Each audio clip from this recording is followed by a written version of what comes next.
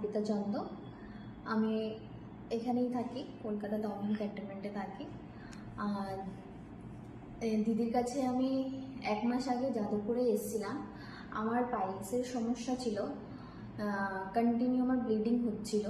তো দিদির কাছে এই সমস্যাটা নিয়ে আসার পরে দিদি আমাকে যেমন বলেছে আমি সেমনই চেষ্টা করেছি করার। আমি কিছুদিন ধরে 10-12 দিন হয়ে গেল, এখন আমার শরীরটা মানে ভীষণই ভালো।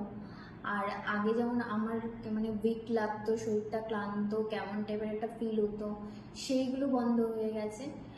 এখন মোটামুটি মানে আমি ঠিক আছে এইসব খেয়ে, দিদি যেমন করে বলে। আজকে কোথায় এসছো অর্পিতা, বলে দাও সবাইকে। এসছি ওয়েস্ট সাইডে।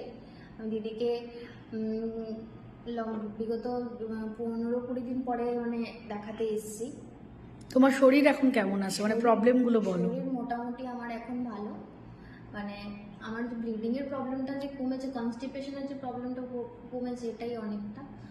মানে আমার শরীরটা এতটাই খারাপ লাগতো এইসবের জন্য, কারণ থাইরয়েড ছিল, থাইরয়েডটা আমার অনেকটা কমে গেছে, মানে একদমই কমে গেছে।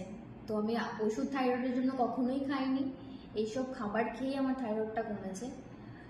তুমি সবাইকে কি সাজেশন দেবে অর্পিতা? তো ওয়েট লস তো একটা আছেই সবার, সেটা তো আছেই, কিন্তু